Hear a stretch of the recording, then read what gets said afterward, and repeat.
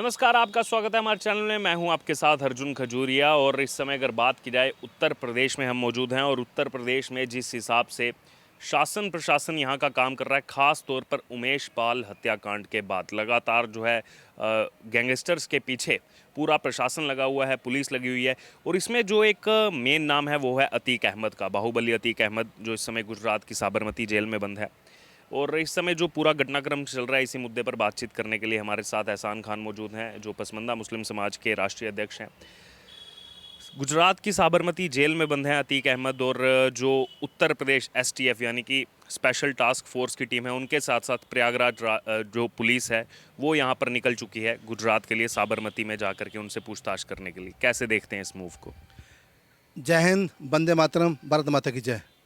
आपके चैनल के माध्यम से मैं उत्तर प्रदेश के वासियों को बताना चाहता हूं, और ख़ासकर मुस्लिम समाज को, कि जब 17 में योगी जी आए थे तो उन्होंने कहा था कि जितने भी अपराधी हैं, जितने भी बाहुबली हैं, या तो वो अपने आप को बदल लें, नहीं तो प्रदेश छोड़ दें। क्योंकि ये कहा जाता था कि सिस्टम अतीक का होता था, सरकार अखिलेश की होती थी, या सरकार मायावती की होती थी, तो सिस्टम अंसारी का होता था। अब सरकार भी योगी की है, सिस्टम भी योगी का है, और योगी जी ने कह दिया है अपने अधिकारियों से 24 घंटे के अंदर या तो अपराधियों को सज़ा दे दो, या तो नष्ट कर दो, या ध्वस्त कर दो। ये योगी जी का स्टाइल है।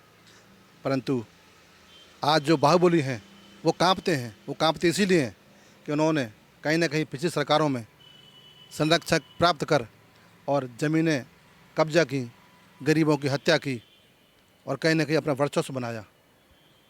मैं कहना चाहता हूँ कि हम बाहुबली या और कोई बाहुबली क्यों बनना चाहता है? एक अच्छा इंसान क्यों नहीं बनना चाहता? एक समाज सेवी क्यों नहीं बनना चाहता? एक स्वयं सेवक क्यों नहीं बनना चाहता? एक अच्छा राजनेता क्यों नहीं बनना चाहता? बाहुबली बनना क्या मतलब ये होता है कि आप आतंक फैलाओ, आप दहशत फैलाओ। अब इस देश में चलने वाला नहीं है कि उत्तर प्रदेश में योगी जी की सरकार है। या तो नष्ट किए जाओगे या ध्वस्त किए जाओगे। और रही बात साबरमती जेल की, वो जेल में हैं परंतु अभी भी षड्यंत्र करते हैं। उनका भाई भी जेल में है उत्तर प्रदेश में, वो षड्यंत्र करते हैं। तो अब षड्यंत्र करना बंद कर दें। आप व्यापार करो, अच्छे व्यापार करो, आप अच्छा व्यवहार करो, आप राजनेता बनो, आज जनता की सेवा करो, आपको सुकून मिलेगा। और मुस्लिम और इस्लाम में ये कहा गया है कि हम अच्छे समाज सेवी बन जाएं, हम अच्छे एक राजनेता बन जाएं, हम अच्छे एक दीन को चलाने वाले बन जाएं, हम प्यार करने वाले बन जाएं। लेकिन परंतु आज अपने मुसलमानों को बदनाम किया है, और ये पूरा मुसलमान आहत है। और हम ऐसे बाहुबलियों के साथ नहीं हैं। हम चाहते हैं योगी जी से कि जितने भी बाहुबली हैं, चाहे किसी धर्म के हैं, किसी मजहब के हैं, चाहे किसी पंथ के हैं, उनको या तो बदल दिया जाए या फिर नष्ट कर दिया जाए। क्योंकि अब देश में कोई किसी की ताकत नहीं चलने वाली। आज जो इस देश में रहेगा वो समाज सेवा करेगा, राष्ट्र सेवा करेगा, देश से प्रेम करेगा, समाज से प्रेम करेगा, उसका उत्थान करेगा। उसी की जगह इस देश में है। अन्यथा जितने भी बाहुबली हैं, जितने आतंकी हैं, जितने देशद्रोही हैं, वो देश को छोड़ना पड़ेगा, नहीं तो उनको बदलना पड़ेगा। इसी बीच अगर बात की जाए तो अतीक अहमद की पत्नी शाइस्ता परवीन, जब ये केस सामने आया और उन्होंने योगी आदित्यनाथ उत्तर प्रदेश के मुख्यमंत्री को चिट्ठी भी लिखी कि मेरे बेटों का एनकाउंटर हो सकता है, उनको मारा जा सकता है। लेकिन अब जब पूरी जांच पड़ताल लगी, इतने जो है 20,000 मोबाइल फ़ोन्स को जो है ट्रेस किया गया, पूरा इतने लंबी जो है यहाँ पर कार्रवाई की गई, इसमें लगातार हम एक्शन में देख रहे हैं पुलिस को। अब इसमें शाइस्ता परवीन का नाम भी सामने आ रहा है कि इस पूरी साजिश में उनकी पत्नी वो शाइस्ता परवीन भी शामिल है, जो कुछ दिन पहले आकर रो रही थी टीवी के सामने। और अब वो फरार हैं, गायब हैं, भाग चुकी हैं, और उन पर भी 25,000 रुपये का इनाम देर रात को यहाँ पर पुलिस ने अनाउंस किया है। मैंने कहा था ना अभी आपको कि सिस्टम भी योगी का है और सरकार भी योगी की है। अब जितना भी सिस्टम सशक्त है, चाहे उनकी पत्नी हो, चाहे उनके बेटे हों, चाहे और भी कोई गुर्गे हों, उनको ज़मीन से निकाल कर सबूत इकट्ठे किए जाएंगे। और अब फैसला सरेआम होगा। बिल्डोज़र का नाम सुना है आपने उत्तर प्रदेश में? जब बिल्डोज़र चलता है तो ज़मीन भी कांपती है कि वो चलता है अपराधी के ऊपर। और अपराधी अब उत्तर प्रदेश छोड़ कर भाग रहे हैं। जो बचे हैं उनको उनकी कब्र से निकाल कर, सबूतों को निकाल कर, और जिन्होंने अपराध किए हैं वो सज़ा मिलेगी सरेआम। बिल्डोज़र से मिला जाएगा। और काश हो सकता है कि गाड़ी पलट दी जाए, ऐसा भी हो सकता है कि चलते चलते हमें गाड़ी पलट जाती है। उत्तर प्रदेश में बहुत ऐसी घटना है कि कहीं खड्डे वड्डे हो जाएं तो गाड़ी पलट जाए, तो बुरा मत मानना, गाड़ी पलटेगी तो फिर क्या होता है आपने देखा है, प्रदेश देखता है। तब जब बाबा की गाड़ी पलटती है ना, तो कहीं ना कहीं 7 प्रदेश भी कांप जाते हैं। तो ऐसा टेरर जो जमाया था उत्तर प्रदेश में, अब वो ख़त्म होने वाला है। और बाबा है, जब निकलता है तो केवल केवल उसके हाथ में न्याय होता है, और न्याय करता है निष्पक्ष। हिंदू हो, मुस्लिम हो, सिख हो, ईसाई हो, उसके लिए सब एक समान हैं। परंतु अपराधी को बख्शता नहीं है बाबा, ये बाबा का स्टाइल है। और हम बहुत खुशी है कि उत्तर प्रदेश में एक हमारे योगी जी मुख्यमंत्री हैं। हम तो चाहते हैं प्रत्येक राज्य में अगर योगी जी सा जैसा मुख्यमंत्री बन जाए तो मेरा देश अपराध मुक्त, भय मुक्त, माफिया मुक्त हो जाएगा।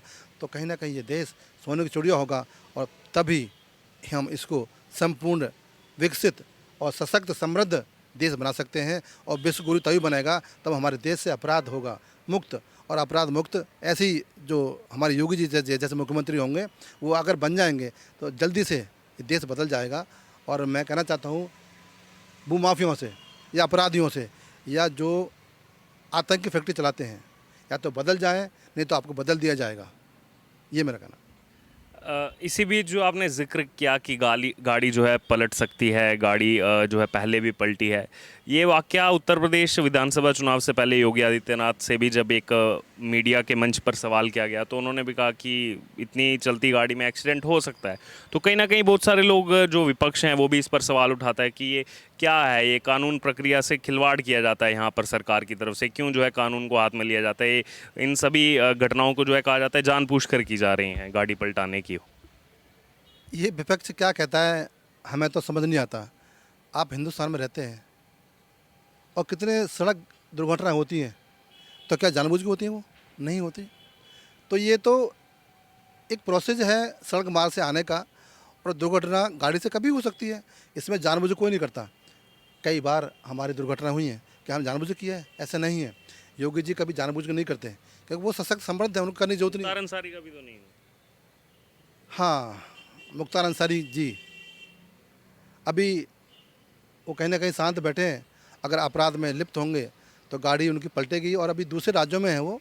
अभी उत्तर प्रदेश सरकार चाहती है कि जो जितने भी उत्तर प्रदेश के भूमाफिया थे या बाहुबली थे, उत्तर प्रदेश में लाया जाए, और जो उनके पास केस चल रहे हैं उनको फास्ट ट्रैक कोर्ट में जल्दी से ट्रायल कराकर और मुकदमे जो सज़ा है सज़ा दी जाए, और उसके बाद में अपराध मुक्त हो उत्तर प्रदेश, तभी हो सकता है।